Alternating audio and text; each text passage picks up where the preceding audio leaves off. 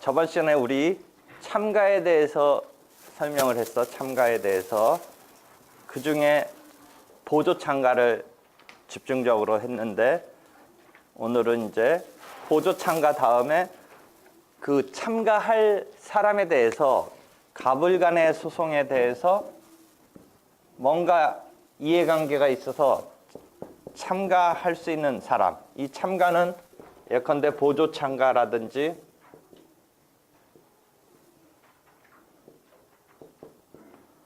좀 이따 배우려는 독립당사자 참가라든지 공동 소송 참가라고 우리가 배운 이미 이런 참가할 사람한테 소송 계속 사실을 알려주는 거야. 너 우리 소송하고 있으니까 이해관계 있는 너 이 소송에 참가하려면 해라 라고 가르쳐주는 게 소송고지야. 그래서 84조 85조, 86조의 소송고지에 관한 조문이 있어. 주로 보조 참가할 경우가 그 소송고지의 대상이 될 주로 보조 참가자가 그런 상황일 거야. 그래서 소송고지를 하면 이 병은 참가를 이제 하는 상황으로 갈 수도 있고, 참가하느냐 여부는 자유야. 안 할 수도 있어. 안 하더라도 86조가 안 하더라도 효력이, 우리가 참가적 효력이라고 부르는 효력이 생긴다. 우리가 참가적 효력은 어디서 한번 이야기했냐면 보조 참가에 있어서 77조에서 보조 참가인에 대한 효력으로 참가적 효력을 배웠어. 그러니까 보조 참가를 하였다면 피참가인과 참가인 사이에 어떤 예를 들었어요? 채권자가 보증인에게 청구를 했을 때 구상을 당할 위험에 있는 주채무자가 보조 참가를 하고 열심히 싸웠지만 결국 주채무가 인정돼서 보증인이 책임을 져야 되는 원고 승소의 상황이 나왔고, 후차적으로 을이 병한테 구상금 청구를 했을 때 병이 주채무의 소멸을 을에 대해서 주장하는 것은 더 이상 안 된다. 이것을 참가적 효력이라고 한다. 병은 당사자로 들어간 게 아니니까 218조 기판력의 주관적 범위 등과 관련 있는 그런 당사자가 아니니까 그것으로 이야기할 수가 없어요. 그렇지만 병에게 뭔가 앞사건에 있어서 이 주채무의 가타부타의 승패에 대해서 효력이 생기게 되는데, 즉 다툴 수 없는 효력이 생기는데, 피참가인과 을과 참가인 사이의 2차적인 소송에서 어떠한 효력이 발생하는데, 그것을 규율하는 게 77조의 효력인데, 이것을 우리가 참가적 효력이라고 부른다. 라는 이야기를 저번 때 했어요. 그럼 이쪽 소송고지에 있어서는 마찬가지로 지금 참가적 효력이라고 하는 이야기를 하는데, 소송 계속 사실을 알려줬어요. 이러한 소송 계속 사실을 알려줬는데 병이 참가할지 여부는 자유라고 아까 이야기했어요. 그래서 예컨대 보조 참가를 한다면 그 경우는 소송고지 그 자체의 효력이 아니라 77조에 의한 보조 참가를 하고 나서 이후의 상황인 거고, 지금 참가적 효력으로서 86조 등에 나타나는 효력은 참가를 안 하더라도, 소송 고지를 해줬는데 참가를 안 하더라도 뭔가 그자를 구속시키는 그 의미의 규정인데, 그거 역시 참가적 효력이라고 우리가 본다. 일반적으로. 즉 86조는 소송 고지를 하고 네가 우리한테 참가를 해라라고 알려줬는데 너 불구하고 참가하지 않았더라도 참가했을 때의 77조의 참가적 효력과 마찬가지의 효력을 규율하고 있는 게 86조이다. 이해되겠죠? 그래서 소송고지의 핵심은 소송 계속 사실을 참가할 수 있는 자한테 알려준다. 즉, 뭐 보조 참가를 할 수 있는 자라든지 공동소송 참가를 할 수 있는 자라든지 공동소송적 보조 참가를 할 수 있는 자라든지 독립당사자 참가를 할 수 있는 자라든지 한테 참가할 수 있는 기회를 준다. 그러한 소송고지의 기능은 참가의 기회를 준다라는 측면이 하나 있고, 그래서 참가자를 위해서는 그런 기회를 이제 고지받고 계기가 될 수 있는 그런 기회를 준다라는 거 하나 있고, 고지하는 자 측에서는 너 나 도와달라. 너 이 소송에 들어와서 나 좀 도와달라라는 측면도 있어요. 그러니까 소송고지의 기능은 참가할 수 있는 사람한테는 참가할 기회를 이제 알려준다. 그런 사실에 대해서 알려준다는, 네가 그런 기회를 카드를 써라라고 알려주는 기능이 있고, 그 다음에 하는 자 측에서는 도와달라라는 이런 측면이 있어요. 그렇게 해서 이제 그런 기능을 갖는 고지라는 행위를 했는데, 소송고지를 했는데, 또 불구하고 그 사람이 보조 참가라든지를 하지 않았을 때 86조가 일정한 그 사람한테 고지받은 자한테 효력이 있게끔 해놓고 있는데, 그게 참가했을 때, 보조 참가했을 때 77조의 참가적 효력에 해당하는 그 효력이라고 우리가 보는 86조 규정이 있어요. 86조 규정이. 그래서 86조 규정까지를 잘 이해를 해야 돼요. 그래서 소송고지는 참가의 기회를 주는 것에 지나지 않고 참가할 의무를 생기게 하는 것은 아니다. 이런 말이 14-57 옆번호에 있죠. 즉 고지를 받은 사람이 참가할 것인지 여부는 피고지자의 자유이다. 피고지자의 자유이다. 다만 피고지자가 고지자의 보조 참가할 이해관계가 있는 한 고지자가 패소한 경우에는 보조 참가하지 않은 피고지자에게 참가할 수 있었을 때 참가한 것으로 보아 77조의 규정을 적용한다가 86조에 지금 설명한 이야기예요. 이해되겠죠? 그래서 소송고지에 대해서 잠깐 설명했고요. 이제 그 다음에 독립당사자 참가로 넘어갈게요. 14-58 독립당사자 참가.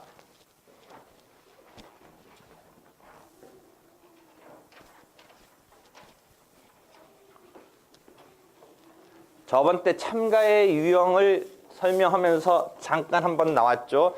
참가 중에 조금 이례적인 것이 독립당사자 참가로서, 일반적인 소송에서는 원고 피고의 1대1 축에서 참가를 함으로써 어느 한편에, 원고면 원고, 피고면 피고의 한편에 이런 1대1 축을 그대로 유지한 채 들어가는 형태인데, 독립당사자 참가는 제3의 1대1의 축, 원피고의 축과 독립된 새로운 제3의 축으로서 들어가는 거예요. 그래서 어떤 경우냐, 갑과 을이 어떤 물건에 대해서 소유권 분쟁이 있어요. 현재 을이 점유하고 있고, 그런데 갑은 자기 거라고 주장하면서 을한테 내 거니까 내놔라, 이런 분쟁이 있어서 급기야 소송을 갑이 을한테 인도 청구를 했어요. 반환하라, 점유자한테. 그런데 바깥에서 있던, 소송 바깥에 있던 병이 보니까 이 갑이 참, 또는 을이 이거 남의 거 갖고 지 거라고 서로 주장하면서 을은 을대로 점유 사용하고 있고 갑은 갑대로 지금 자기 거라고 내놓으라고 하고 있고 하는 이 광경을 보고 있는 병의 입장에서는 자기 거라고 생각되는데 웃기는 이런 상황이에요. 그랬을 때 병이 현재 점유하고 있는 을을 상대로 직접 자기 거니까 인도하라라는 청구를 을을 상대로 내는 정도로 해도 되긴 하는데, 그래서 이겨서 자기가 반환받으면 되는데, 그 주인이라고 하는 갑이 있기 때문에 아예 갑과의 사이에서도 소유권 관계를 확인하는, 확실하게 하는 확인, 이런 것을 싸움을 자기가 걸어서 병이 갑한테 이 물건에 대한 소유권 존부 확인의소를 낼 수도 있지만 별도로 이렇게 이런 두 번째 소송과 이런 세 번째 소송이 첫 번째 소송에 대해서 별도로 벌어져도 되지만 이왕지사 1번과 같은 사건이 진행되고 있으니까 아예 3자 간에 확실히 매듭을 지키기 위해서는 이렇게 별도 벌리는 것보다는 들어가서 한꺼번에 분쟁을 해결할 수 있으면 좋겠다라는 생각으로 요 3번 청구를 여기다 직접 내고 요 2번 청구를 여기다 직접 낼 수 있도록 이렇게 해서 3자 간에 합의 확정을 할 수 있는 이런 소송 형태를 우리가 79조의 독립당사자 참가로서 인정하고 있어요. 그러니까 병이 을한테 2번 청구를 따로 벌리거나 병이 갑한테 3번 청구를 따로 벌리거나 등등을 할 수 있어요. 꼭 그 다음에 2번이나 3번을 항상 등장시킬 필요는 없어요. 을한테만 2번 청구를 할 수도 있고 병의 입장에서는 갑한테만 1번, 3번 청구를 따로 할 수는 있지만 하여튼 2번, 3번 또는 2번, 3번 합쳐서 이것을 갑을 간의 청구에 병합해서 진행할 수 있는 제도가 79조의 독립당사자 참가로서 우리가 그 규율에 따라서 독립당사자 참가를 하면 돼요. 이해되겠죠? 쌍면 참가라고 그래서 2번과 이 3번을 양쪽으로 다 걸어야 되는 게 원칙이지만 편면 참가라고 그래서 2번 또는 3번 중에 경우에 따라서는 한 면만 걸어도 돼요. 꼭 쌍면으로 걸 필요는 없어요. 과거에는 쌍면으로 걸도록 해놨었는데 2002년도 민사소법 개정에서 편면 참가까지도 인정하고 있어요. 그래서 정통적인 독립당사자 참가는 쌍면으로 거는 것을 염두에 뒀죠. 이러한 참가를 할 수 있는 것은 79조 조문을 보면 1항을 보면 권리 주장을 하면서 또는 사회 방지를 위해서 해서 권리 주장 참가와 사회 방지 참가의 두 가지 타입이 있어요. 그러니까 이것은 자기 권리를 주장하면서 들어가는 권리 주장 참가고 갑을 간의 소송이 뭔가 병의 입장에서는 자기 어떤 권리를 침해하는 사회 행위에 이런 성격이 있을 때는 그 사회 행위를 방지하기 위해서 자기가 들어가서 그것을 사회 행위를 갖다가 통제하기 위해서 들어갈 수도 있다라는 79조 1항을 보면 권리 주장 참가와 사회 방지 참가라는 두 가지 타입의 요건이 있어요. 79조 2항을 보면 이러한 참가는 조문을 67조와 72조를 준용한다 이렇게 되어 있을 거예요. 맞아요? 지금 79조 2항을 보니까 67조, 72조를 준용한다 이렇게 되어 있네요. 그러면 이 조문을 또는 교과 설명을 72조는 보조 참가의 신청서에 대한 그런 조문을 준용해요. 앞에 우리가 보조 참가 조문이 이미 먼저 나오고 신청서에 관한 조문이 나왔으니까 보조 참가는 당사자로 들어가는 건 아니지만 하여튼 참가 신청하는 그런 형식적인 것은 독립당사자 참가가 그대로 준용해서 끌었어요. 앞에 이미 조문이 나왔으니까 끌었어요. 여기서 중요한 건 절차 진행을 몇 조를 준용하느냐인데 조문에 지금 67조를 준용한다라고 나와 있는데 조문을 보지 않더라도 지금 합의 확정의 이 세 명의 이 물건을 놓고 소유권이 이 사람 1번에서는 갑의 손을 들어주면서 예컨대 3번이나 2번에서는 병의 손을 들어주면 웃긴 거잖아요. 갑이 이기면 병의 갑에 대한 청구는 져야 되겠어요? 이겨야 되겠어요? 져야 되죠. 다음 병의 을에 대한 청구는 져야 되겠어요? 이겨야 되겠어요? 져야 되죠. 이런 식으로 가지런하게 어느 소유권을 놓고 가야겠죠.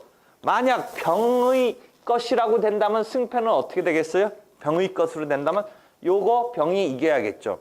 요거 병이 이겨야겠죠. 그러면서 이게 갑이 이기면 안 되겠죠. 이건 갑이 져야겠죠. 갑의 을에 대한 청구는 져야겠죠. 이런 식으로 이게 가지런하게 나와야 되니까 공동소송인이 된 이상은 이거는 공동소송 참가라든지 해서 원고면 원고, 피고면 피고의 어느 한쪽의 공동소송인으로서 공동으로 이렇게 되는 게 아니라 제3의 이 당사자가 되는 것이긴 하지만 판결의 이 흐름은 가지런하게 이렇게 짜 맞춰서 나와야 되니까 절차 진행은 66조로 하여야 하겠어요? 67조로 하여야 하겠어요? 67조로 하여야 하겠죠. 필수적 공동소송을 규율하는 그 절차 진행이 있어야겠죠. 그래서 1인의 행위는 분리한다면 다른 사람한테 효력이 없게 되는 거고, 왜냐하면 독립이 아니라 이렇게 연관돼서 공통으로 이렇게 연관돼서 진행되는 거니까. 그 다음에 1인에 대한 행위는 모든 사람한테 한 행위가 되고, 그 다음에 도중에 절차가 중단 사유 같은 게 발생하면 전체적으로 중단된다. 만약 그게 통상의 공동소송이면 그 사람만 중단시키면 되는 건데, 이 경우는 합의락전을 위해서 절차가 전체적으로 다 중단되는 거다 등등의 규율에 따라서 진행하는 거예요. 그래서 67조의 규율에 진행을 하는 것이다. 이해되겠죠? 그런 것을 조문에서 79조 2항이 얘기하고 있는데, 그 조문을 보지 않더라도 절차 진행이 어떻게 될 건가를 생각해 본다면 67조에 따라야 된다는 것을 우리가 이제 직관적으로 받아들일 수 있을 거예요. 되겠죠? 그래서 참가를 하면 기존 당사자가 이 사람이 등장하니까, 실제 주인이 등장하니까 자기가 소송에서 에이, 내가 괜히 이거 일 벌렸네 하고서 빠져나갈 기회를 주고 있어요. 그래서 그것을 80조가 소송 탈퇴라는 조문을 하나 두고 있어요. 소송 탈퇴. 그러니까 을의 입장에서는, 예컨대 을의 입장에서는 자기가 지금 점유해서 사용하고 있는데 뭔가 주인이라고 하면서 갑이 내놓으라니까 갑에 대해서는 말도 안 되는 소리, 갑이 뭐 어디서 갑자기 나타나서 하니까 갑에 대해서는 뭔가 순수히 자기가 그것을 받아들이지 아니한 채 싸움을 벌이고 있었는데, 병이 등장하니까 을의 입장에서는 병이 주인인 것에 대해서는 을의 입장에서는 내가 그냥 그거는 가만히 생각해보니까 내가 이거 버틸 일이 아니다. 병이 들어왔으니까 니들끼리 싸워라 이제. 뭐 그런 생각하에 을이 갑만 등장해서 자기한테 달라고 했을 때는 싸울 생각이 있었는데, 병이 등장하니까 을은 관두겠다 라고 해서 을이 소송에서 탈퇴할 수 있다. 뭐 이런 거예요. 을이 소송에서 탈퇴할 수 있다. 그죠? 됐죠? 그래서 이런 소송 탈퇴에 대한 것이 80조에 규율한다. 탈퇴하더라도 판결의 효력은 그자에게 생긴다. 소송 탈퇴자에게 판결의 효력이 생겨요. 받아요. 판결의 효력이 생겨요. 탈퇴하더라도 탈퇴자에게. 그러니까 우리가 판결의 효력이 제3자에게 확장되는 것에 대해서 218조에서 기판력의 주관적 범위에서 얘기했는데, 기판력의 주관적 범위인 218조 말고 특이하게 제3자한테 판결의 효력이 확장되는 게 요 소송 탈퇴자에게 확장되는 거예요. 물론 이 교과서를 읽다 보면 이 80조에 소송 탈퇴한 자에게 판결의 효력이 생긴다라는 것이 기판력이냐 뭐 이런 등등을 놓고서 논란은 좀 있지만, 하여튼 기판력, 그 다음에 더 나아가서 강제 집행할 수 있는 집행력 등이 있다라는 의미로 받아들이기 때문에 우리가 기판력의 주관적 범위가 확장되는 경우에 예에서 218조 말고 이 80조도 하나 생각하고 있어야 돼요. 동떨어져 있기 때문에 놓치기 쉬운데, 80조에 소송 탈퇴자한테 효력이 있다라고 한 것은 기판력 플러스 집행력 등을 말하는 것이다라고 일반적으로 이야기를 해요. 그렇게 이해하면 돼요. 그래서 소송 탈퇴까지 이해할 수 있어요. 그러면 거기에 대해서 펼쳐지고 있는 교과서를 보면 소송 탈퇴가 나오는 부분에 대한 교과서를 보면 소송의 지금 탈퇴만을 이제 얘기했는데 두 당사자로 환원된다라는 제목 하에, 그러니까 독립당사 참가를 해서 이렇게 세 명이 등장하는데 다시 두 당사자로 환원한다라는 제목 하에 소송 탈퇴라는 거 말고 원고가 일반적으로 우리 배웠던 소를 취하해서 자기는 1번 부분을 없애는 이런 행위를 할 수도 있어요. 그다음에 참가한 사람이 참가했다가 무슨 이유에서인지 참가 자체를 취하하는 경우도 있을 수 있어요. 그러니까 독립당사 참가는 이 병의 입장에서는 새로운 소를 제기한 꼴이에요. 새로운 소를 제기한 신소 제기의 실질을 갖는다. 뭐 이런 표현을 쓰는데 병의 입장에서는 원래 따로따로 2번 청구, 따로따로 3번 청구를 할 수 있는데 기존 소송에 참가를 했다의 그 실질은 소제기한 거죠. 병의 입장에서는 을에 대해서 인도 청구라는 소송을 낸 셈이고 병의 입장에서 갑에 대해서 소유권 확인 청구를 한 셈이고 그래서 소를 제기한 셈인데 자기 스스로 참가했다가 우리가 일반적으로 소취하듯이 참가를 취할 수도 있어요. 상황이 바뀌었기 때문에. 그래서 두 당사자로 환원되는 것의 이야기에는 기존 당사자였던 갑이 을에 대한 소를 취하는 이런 상황이 벌어지면 이 부분이 없어지는 거고 참가를 취하는 경우를 생각해 본다면 2번과 3번이 없어지는 경우 해서 두 당사자로 환원하는데 그 다음에 소송 탈퇴라는 게 두 당사자로 환원되는 어떤 상황이죠. 소송 탈퇴는 효력을 좀 아까 말했듯이 탈퇴자에게 효력이 생긴다라고 하는데 만약 첫 번째 소를 취하한 경우는 만약 갑이 소를 취하고 소송에서 빠져나가면 소송 탈퇴를 한 것처럼 빠져나간 것처럼 되는데 즉 갑의 입장에서는 병이 등장하기 전에는 을을 상대로 한판 해볼만 하다고 해서 소를 냈지만 병이 들어오니까 꼬랑지를 내리고 소송에서 내가 더 버텨봤자 우겨봤자 라는 생각이었는지 뭐였는지 모르겠지만 소송에서 나가고자 한다면 어떤 카드를 쓸 수 있냐면 소를 취하는 카드를 쓸 수도 있고 소송에서 탈퇴하는 카드를 쓸 수도 있어요. 갑의 입장에서. 그런데 소취하라는 카드를 쓴 경우와 소송 탈퇴라는 카드를 쓴 경우의 차이는 소송 탈퇴의 경우는 빠져나가도 나머지 진행했던 것에 나중에 효력을 받게 돼요. 80조에 의해서. 반면 소취하는 우리가 일반적인 소취하는 소송 계속이 소급적으로 소멸되죠.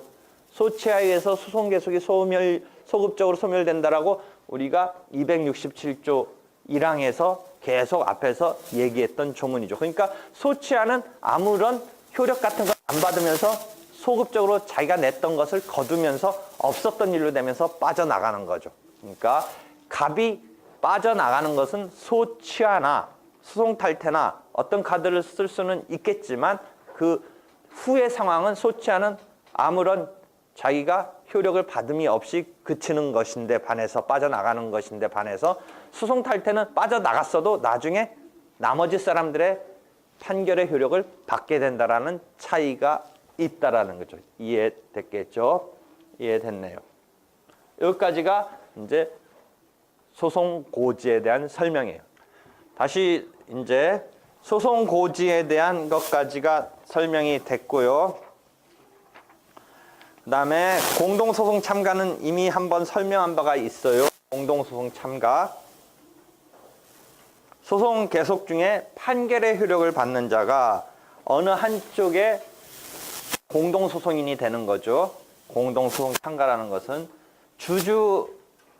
어떤 주주가 주주총회 결의 취소 소송을 냈을 때 그 특정한 주주가 주주총회 결의 취소를 낸 판결의 효력은 일반적인 나머지 주주에게도 판결의 효력이 미치는데 이왕지사 특정한 주주가 주주총회 결의 취소 소송을 냈을 때 회사를 상대로 주주총회 결의 취소 소송을 냈을 때 주주 어떤 한 명이 효력을 받는 또 다른 주주 2가 나도 이 소송에 참가한다, 원고로 참가한다 했을 때 나오는 조문이 83조의 공동소송 참가죠. 공동소송 참가. 이러한 참가할 수 있는 자가 스스로 당사자 적격이 없는 경우를 위해서는 지금 78조의 공동소송적 보조 참가를 할 수 있다라는 설명을 한 바가 있죠. 이건 소송인을 염두에 두고 스스로 당사자 적격이 없기 때문에 공동소송인이 될 수는 없지만 공동소송인급의 지위를 염두에 두고 공동소송적, 그렇지만 보조 참가일 수밖에 없는 이런 형태를 78조가 두고 있죠. 지금 83조의 공동소송 참가는 판결의 효력을 받으면서, 판결의 효력을 받으면 원래 당사자로서 자기 주장을 펼칠 기회가 보장되어야겠죠. 그러니까 당사자로서 들어갈 수 있게끔 해주고 있는 83조의 공동소송 참가가 있다라는 거죠. 그런데 무언가 이유 때문에 당사자격의 흠결이라든지 소를 제기함에 있어서 제소기간 등이 도가해서 들어갈 수 없는 경우 등에 있어서는 당사자가 될 수 없는 자에 대해서 당사자급의 지위를 주기 위해서 공동소송적 보조 참가를 마련하고 있다라는 이야기죠. 그래서 지금 다시 한번 공동소송적 보조 참가를 이야기했고, 지금 여기에 공동소송 참가를 이제 지금 설명한 거예요. 그러니까 참가에는 우리가 당사자로 들어가는 공동소송 참가가 있고, 당사자로 들어가긴 하지만 제3자의 별도의 당사자로 들어가는 독립당사자 참가가 있고 한 것이죠. 이해되겠죠? 그다음에 공동소송 참가가 되고 나서 이제 그 사람들의 관계는 합의를 확정을 위해서 67조의 규율을 받는다. 공동소송 참가가 되고 나서는 주주원과 주주투가 공동소송인이 된 거죠. 참가에 의해서 후발적으로 참가에 의해서, 즉 공동소송 참가에 의해서 원고 측의 공동소송인이 된 거죠. 그럼 회사에 대해서 이 두 사람의 공동소송인이 등장해서의 규율은 66조의 독립당사자, 66조의 공동소송인 독립의 원칙이 적용돼서는 안 되고, 합의를 확정 때문에 67조의 필수적 공동소송에 관한 특별 규정의 적용에 따라서 진행이 되어야겠지요. 그래서 공동소송 참가 이해됐죠. 하여튼 보조 참가를 포함해서 4가지 참가의 유형에 따른 예를 하나씩 정확히 이해하고 있지 않으면 무진장 뱅뱅뱅뱅 돌아요. 헷갈려요. 저희가 제대로 하나의 예를 이제 들면서 이해를 해둬야지 그게 혼선이 없지. 그렇지 않으면 그냥 이 말이 저 말 같고 저 말이 이 말 같고 그래요. 됐죠? 공동소송 참가가 돼서 두 사람의 관계는 이제 67조에서 진행된다. 그러면 여기서 원래 공동소송이 강제됐었어야 되는 경우인데 처음에 그렇게 출발하지 못한 채 이렇게 들어가서 공동소송인이 되는 경우에 있어서 필수적 공동소송 중에 고유 필수적 공동소송이 있었고 유사 필수적 공동소송이 있었어요. 만약 고유 필수적 공동소송 관계에 있었던 자라면 지금 주주총회 뭐 이거 무시하고 예컨대 앞에서 어떤 설명했어요? 권리 능력 없는 사단이 그 재산권에 관해서는 총유 관계로 소유, 공동 소유 관계인데 일부의 자만에 의해서 X1, X2, X3의 일부의 자만에 의해서 상대방을 상대로 상대방한테 뭔가 그 재산권에 관한 소송을 하는데 또 다른 그 총유 관계에 있는 자가 뛰어들 때 어떻게 뛰어든다고 그랬어요? 기존 당사자가 고유 필수적 공동소송에서 기존 당사자가 이 사람을 끌어들이는 것은 조문 67조 다음에 뭘로 한다고 그랬어요? 68조에 필수적 공동소송에 있어서 누락된 자를 원고가 신청해서 누락된 자를 끌어들이는 제도가 하나 있는데 한편 X4가 들어가려면 X4가 여기에 들어가려면 앞에서 설명했듯이 83조에 지금 공동소송 참가에 의해서 들어가는 거예요. 여기 지금 주주2가 주주원한테 들어가는 경우는 고유 필수적 공동소송 관계에 있어야 되는, 그렇게 소송을 진행했었어야 되는 경우는 아니고, 지금 이쪽은 고유 필수적 공동소송 관계로 원래는 했었어야 되는데 X1, X2, X3만에 의해서 진행됐으니까 최종적으로 이렇게 진행되면 이 소송의 운명은 부적법 각하되니까 X4가 채워서 보정해서 그 부적법 각하되지 않기 위해서 채워져서 들어간다라고 할 때 쓰는 게 83조의 공동소송 참가로 들어가면 된다라는 얘기를 앞에서 한 바가 있어요. 그러니까 이런 고유 필수적 공동소송 관계에 있는 자가 들어갈 때에 83조 공동소송 참가가 쓰이고, 이때 들어가서 역시 이제 진행은 67조에 의해서 되는데, 지금 두 가지 상황을 왜 지금 보여주냐면, 이 경우는 들어가서 참가에 의해서 보정이 필수적 공동소송에서, 즉 고유 필수적 공동소송에 있어서 필수적 중에 누락된 자가 보정돼서 전원이 등장하는 형태로 되는 이런 상황이고, 이쪽은 원래 필수적, 즉 고유 필수적 공동소송이 되어야 되는 상황은 아니었지만 판결의 효력을 받는 상황에서 주주 2가 들어간 경우인데, 이 경우는 들어간 뒤에 등장하는 것은 절차 진행이 67조로 되니까 요때 등장하는 게 개념이 요게 유사필수적 공동소송이 되는 거예요. 이 경우는 고유필수적 공동소송이고, 이해해 보세요. 그럼 유사와 고유의 차이는 뭐라고 그랬어요? 공동소송이 강제되느냐 부분 써. 고유필수적 공동소송은 강제되죠. 유사필수적 공동소송은 강제되지는 않죠. 그렇지만 실제 이제 절차 규율은 둘 다 67조에 의해서 규율된다라는 거죠. 그러니까 지금 이 경우는 공동소송 참가가 된 상황에서 유사필수적 공동소송 관계의 상황으로 이제 가는 거고, 이 경우는 총유관계 같은 경우는 원래 고유필수적 공동소송으로 전원이 했었어야 되는데 출발은 X3까지만 하고 있는 상태에서 X4가 83조의 공동소송 참가로 그 당사자 적격에 흠결되는 상황으로 갈 것을 짜 맞춰서 보정해서 틀이 4명이 다 전원이 등장하는 걸로 보정시켜주는 이런 형태로 공동소송 참가가 쓰이는데, 되고 나서는 이제 67조로 하는 건데, 이 경우는 고유필수적 공동소송에서 이제 그 틀을 맞춰 준 거죠. 보정된 거죠. 전원이 등장해야 되는. 그렇죠.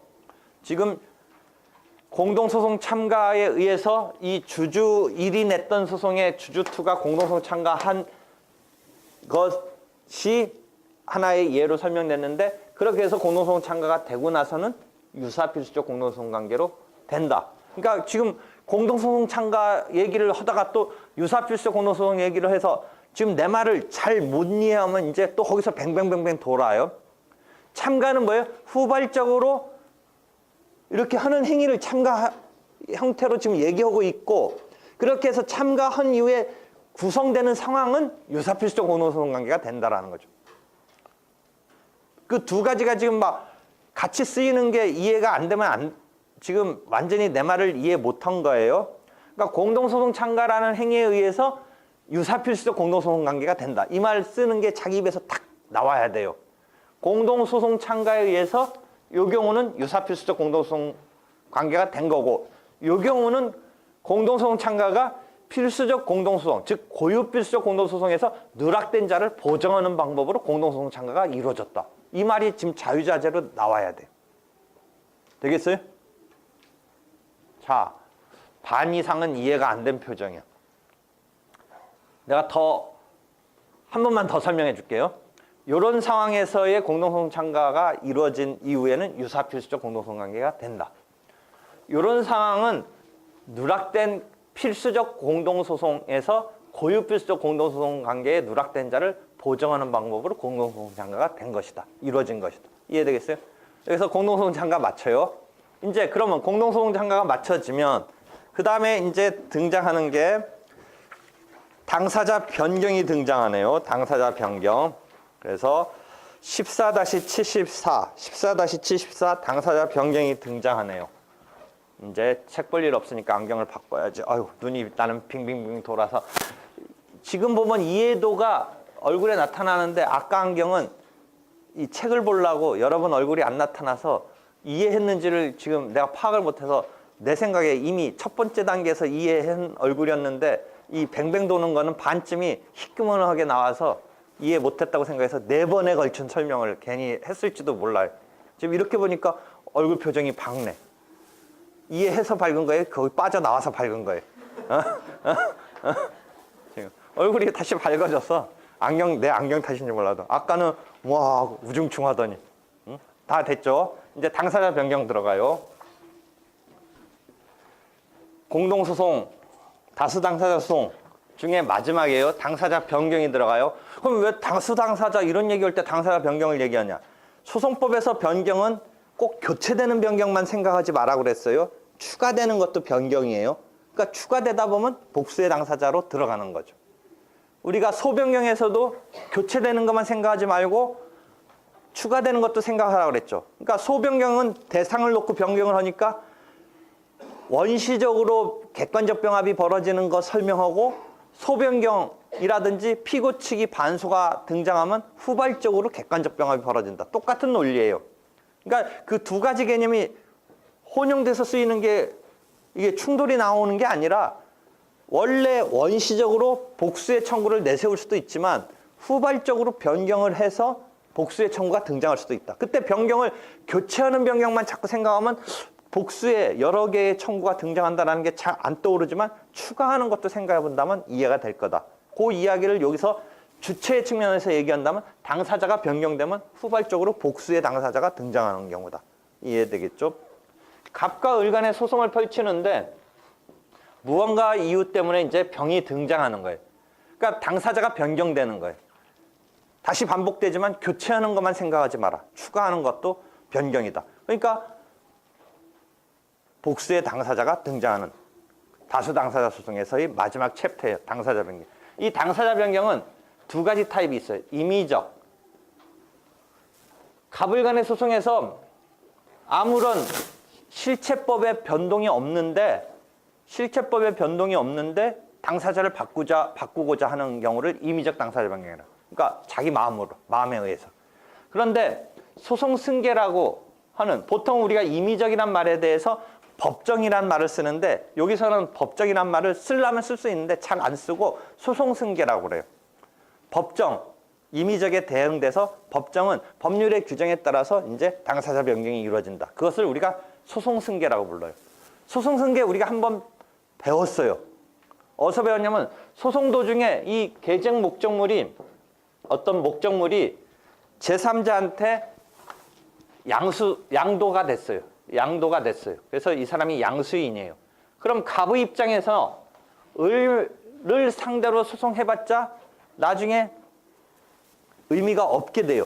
왜냐하면 그 물건을 지금 양수받아서 점유하고 주인으로 등장한 사람은 병이니까 병으로 당사자를 만들어야지 병을 당사자로 안 만들고 을한테 갑이 주라는 판결을 받아봤자 병한테는 판결의 효력은 주관적 범위는 상대적 효력이 원칙이잖아요. 그러니까 이 경우는 판결 효력이 병한테 생기지 않으니까 다시 소송을 한다든지 해놓을 수밖에 없어요. 다행히 이 양도가 언제 이루어지면 소송이 끝난 뒤에 이루어졌다면 변론 종결 후에 이루어졌다면 판결의 실효성 확보를 위해서 효력을 그 사람한테 종결 후에 승계인에게 생기게 할 수 있는 제도가 218조 1항에 있었어요. 우리가 배웠어요. 그때 이 이야기 마저 해줬던 거예요. 변론 종결 후에 승계인에 대해서는 218조 1항이 판결의 효력을 미칠 수 있다. 왜냐하면 변론 종결 후에는 이 판결문이 변론 종결 시에 마감한 내용을 갖고 내려지는 건데 그 뒤 상황은 이 판결문이 나타내 줄 수가 없는 상황에서의 양도양수가 있었던 상황인데 판결문 기껏 받았더니 그 뒤에 팔아버리면 이 판결문이 종이 조각, 휴지 조각에 불과해지는 실효성이 없게 되니까 다행히 218조의 1항에 종결 후에 승계인에게 효력이 있게끔 하고 있는데 그 부분에서 변론 종결 후에 승계인의 범위를 놓고 추가적으로 교과서에서 2페이지 정도의 얘기가 있긴 하지만 하여튼 상황적으로는 종결 후에 승계인에게 효력을 미칠 수 있게끔 하는 조문이 218조 1항에 있어요. 과연 그 승계인을 어떻게 어떤 범위에서 우리가 포착을 해서 효력을 미치게 할 건가에 대한 추가적인 범위 설정에 대한 이야기는 한두 페이지, 두세 페이지 교과서 어느 교과서 보든 있지만 하여튼 그 단계에서의 처리는 판결의 효력을 미치게 할 수 있게끔 하는 제도가 있는데 지금 우리가 얘기하려는 것은 소송 도중에 양도양수가 이루어진 거예요. 그래서 만연히 기존 주인을 상대로 기존 점유자를 상대로 소송을 진행해봤자 내려진 판결은 을과 갑 간의 판결이니까 그 효력은 병한테 생기게 할 수 없고 병이 버티면 어쩔 수가 없고 다시 갑은 2차적으로 병을 상대로 내야 돼요. 병을 상대로. 그런 수밖에 없어요. 그러니까 이 병을 소송 도중에 이 병을 당사자로 만들어서 판결문에 나타나게 하게끔 해줄 수 있는 제도가 독립당사자 참가의 79조 소송 탈퇴에 대한 80조 다음에 81조의 참가 승계가 있어요. 그리고 82조의 인수 승계가 있어요.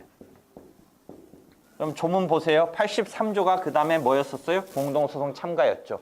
그 다음에 84조부터 86조까지가 소송 고지였죠. 83조가 공동소송 참가가 있었고 84조부터 86조가 소송 고지가 있었죠. 이게 지금 다수 당사자 소송에 관한 조문의 이제 막바지예요. 그 다음에 87조부터는 소송 대리인에 관한 조문으로 가요. 소송 대리인. 되겠죠? 당사자 중에 여러 당사자가 등장하는 조문은 지금 우리가 65조부터 쭉 65조부터 하다가 이 86조까지가 복수의 당사자에 관한 조문이고 다시 조문 보세요. 51조부터 64조까지가 당사자에 관한 조문이고 그다음에 65조부터 86조까지가 공동소송 다수 당사자에 관한 조문이고 그다음에 당사자 조문 다음에 87조부터가 소송 대리인에 관한 조문이다.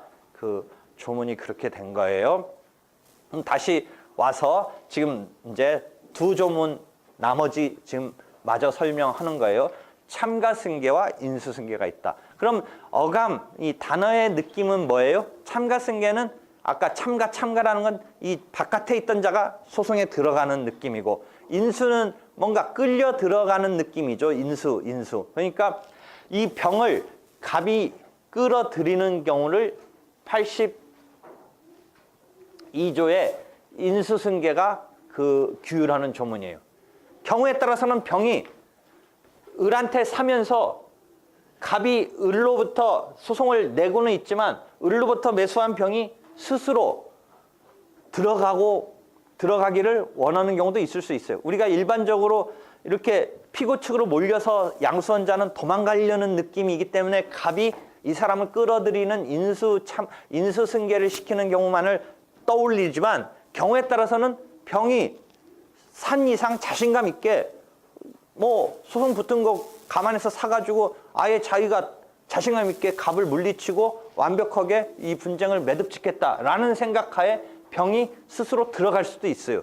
그러니까 그럴 때는 81조에 참가 승계를 하는 경우예요. 그러니까 여기도 참가는 나오지만 포인트는 승계가 포인트죠. 우리가 공동소송적 보조참가일 때도 내가 용어 쓸 때 공동소송적 보조참가의 주 핵심 용어는 보조참가가 핵심이고 앞에 공동소송적이라는 것은 그걸 부가해주는 표현이니까 공동소송인급으로 취급해주기 위해서 만든 개념이고 기본은 보조참가죠. 그러니까 우리가 참가 얘기했는데 그때 참가승계에서의 참가는 뭐예요? 들어간다라는 표현을 해주지만 기본은 승계죠. 여기는 승계. 그러니까 이어받는 이런 개념이죠. 그래서 그 용어 사용 이해하고요. 그래서 참가승계와 인수승계가 있다. 그래서 들어가요. 그렇게 해서 들어가서 어떻게 되느냐? 예컨대 을 측에 들어갔다 하면 80조의 을이 소송 탈퇴를 하는 것은 요 81조, 82조의 조문을 보면 80조의 소송 탈퇴 쓸 수 있게 해놨기 때문에 탈퇴할 수도 있어요. 그러면 이제 다시 탈퇴를 하면 1대1 소송으로 되는 거죠. 그러니까 병이 참가했다가 또는 인수승계에 의해서 끌려 들어갔다가 기존 주인은 이제 야 네가 해라 들어왔으니까 뭐 그게 참가승계가 됐든 인수승계가 됐든 병이 들어왔으니까 이제 이 물건을 판 을은 나 더 이상 내가 소송 뭐 있을 필요 없지 않느냐 네가 싸워라 이런 생각하에 을이 소송에서 빠져나가려면 소송 탈퇴를 하면 돼요. 그러면 이제 다시 1대1 소송으로 가는 거죠. 을이 빠져나가니까. 그러니까 지금 왜 지금 여기에서 이게 복수의 당사자가 이제 펼쳐지는지는 이제 탈퇴 이전에 그렇게 되는 거고 탈퇴를 만약 안 넣는다면 이제 이게 복수의 당사자가 되는 거죠. 탈퇴를 하지 않으면 복수의 당사자가 되는 거죠. 그다음에 그렇게 해서 참가승계, 인수승계 뒤에 탈퇴를 할 수도 있고 뭐 그런 상황이 지금 우리가 말하려는 상황이에요. 그래서 이런 소송승계의 이야기를 소송 도중에 계쟁물이 양도양수가 있기 때문에 그러니까 보세요. 임의적 당사자 변경과 이 소송승계는 실체법적인 어떤 변경이 없음에도 마음대로 당사자를 바꾸려는 것은 함부로는 인정하지 않아요. 근데 지금 실체법적인 변경이 있기 때문에 당사자를 바꾸는 거예요. 그래서 임의적 당사자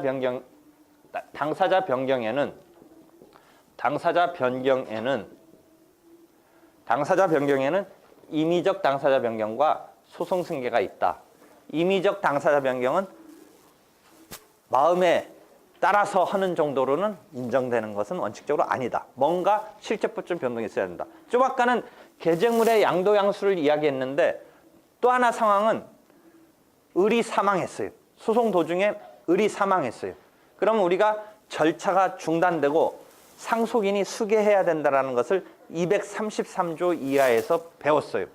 소송 절차의 중단, 그 다음에 상속인의 수계.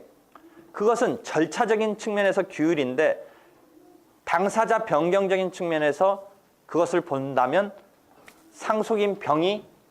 을의 상속인 병이 이 절차를 수계하면 당사자가 변경이 돼요. 그래서 소송승계에는 당연승계와 협의의 소송승계, 제일 협의의 소송승계로 특정승계라는 이런 용어를 쓰는데 당연승계는 사망했기 때문에 상속인이 참가를 하면 당사자 변경의 측면에서는 당연히 상속인이 소송을 승계하게 되는 거예요. 당사자 지위를 승계하는 거예요.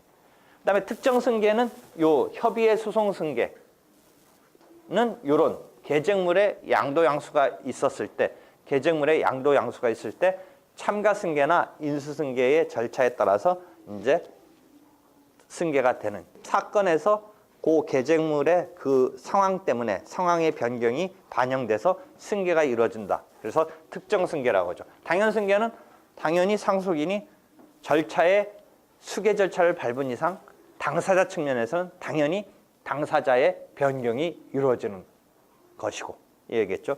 반면 임의적 당사자 변경은 갑이 을한테 냈는데 가만 보니까 잘못 냈어요. 을이 지금 그 자기의 상대방이 될 사람이 아닌 거예요. 그러니까 이미 낸 거와 자기가 상황을 잘못 파악했을 뿐이지 뭔가 뭐 사망을 했다든지 계쟁물에 양도가 있다든지 이런 건 아니에요. 그냥 을을 잘못 파악해서 을을 냈는데 병으로 바꾸고 싶어요. 병을 타깃으로 해야 될 것 같아요. 그래서 자기 마음대로 을을 냈다가 병으로 바꾸는 거는 인정되지 않는다. 함부로 인정되지 않는다. 그런 거는. 그러니까 을로부터 병한테 뭐 을이 사망을 했다든지 을이 병한테 그 계쟁 목적물을 팔았다든지 이러면 바꾸는 제도가 뭐 지금 밑에 얘기한 그런 절차에 따른 뭐 그런 게 마련되어 있지만 그냥 자기가 을을 냈는데 을이 아닌 것 같아요. 이거 병한테 해야 돼요. 그러면 할 수 없어요. 그 을에 낸 소송을 취하하고 병한테 다시 낸다든지 하는 수밖에 없지. 그걸 당사자 지위를 을로부터 병으로 자기 입장에서는 뭐 편하니까 바꾸고 싶겠죠. 갑의 입장에서는 을을 잘못 사먹기 때문에 병으로 바꾸는 데 대해서는 자기는 플러스 쪽에 이익이 있겠지만 갑자기 바뀌는 을을 상대로 소송을 진행하다가 그 을의 지위를 당사자 지위를 병으로 변경시키는 것에 대해서 갑자기 등장하는 병은 자기가 지금 진행하지 않았던 그게 뭐 많았을지 어느 상황일지는 모르지만 어떤 부분이 있단 말이죠. 갑이 을을 상대로 했던 어떤 부분이 있는 상태에서 병으로 확 바뀌어버릴 때의 병은 그 부분에 대해서 공백이 있다는 말이죠. 항상 내가 판결의 효력을 받는 경우는 변론에서 자기 주장을 펼친다.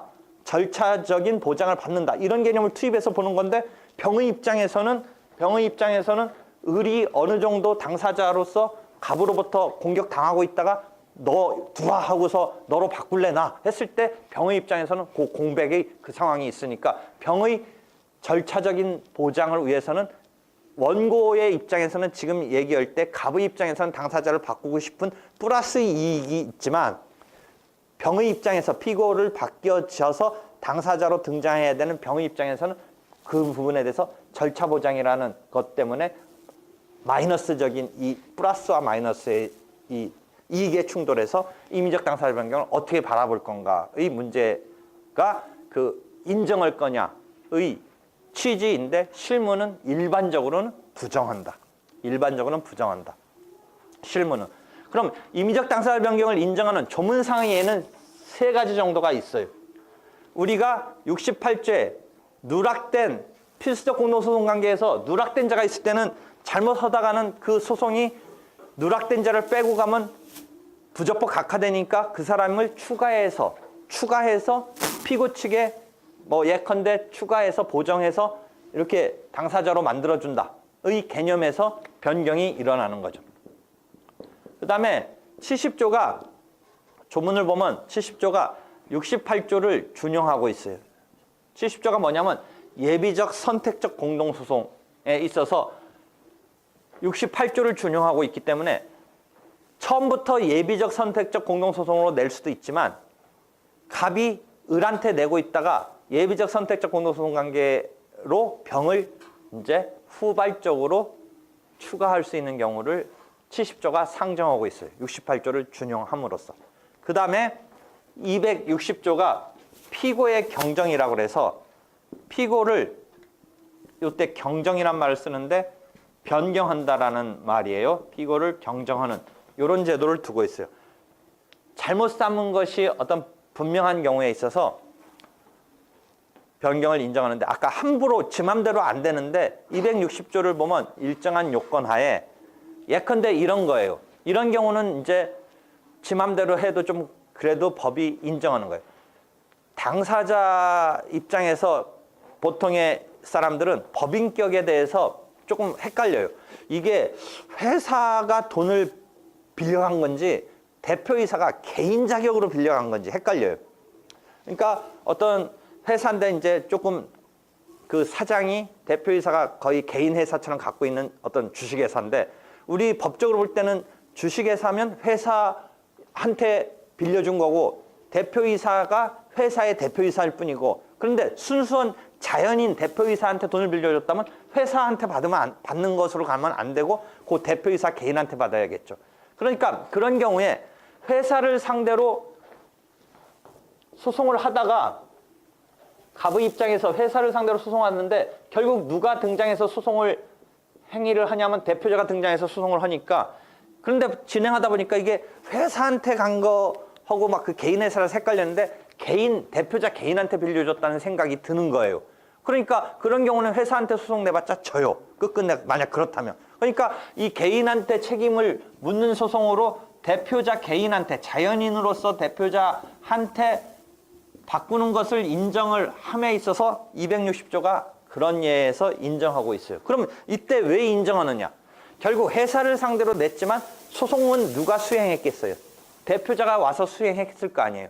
근데 지금 대표자 개인으로 바꾸는 거예요. 그러니까 피고의 어떤 절차 보장의 불이익은 이 눈으로 보는 주체는 별개의 주체처럼 보이지만 결국 대표자가 회사의 경우도 대표자가 소송 수행했고 이제 대표자 스스로가 자기가 채무자로서 등장하는 자연인 대표자가 자연인으로서 등장하는 경우 등에 있어서 방어에 있어서는 실질에 있어서는 그다지 남의 거 이어받는 게 아니라 자기가 마치 이때는 회사 이익이긴 하지만 자기가 소송 수행했기 때문에 그 절차를 이어받는 게 그다지 그 사람한테 절차 보장에 있어서 문제될 건 없다고 생각해서 이런 경우 등은 피고를 변경하는 경우를 1심 절차에 한해서 인정하고 있어요. 그래서 260조의 피고의 경정이 당사자 변경에 대한 예인데 1심 절차에 한하고 있고 조문 제목에서 보듯이 원고의 경정은 인정되지 않아요. 학설은 이제 원고 측도 그럼 경우에 따라서 바꿀 수 있도록 해야 되지 않겠느냐의 뭐 생각도 학설은 하지만 조문의 어떤 규율에 보면 피고에 한정되어 있어요.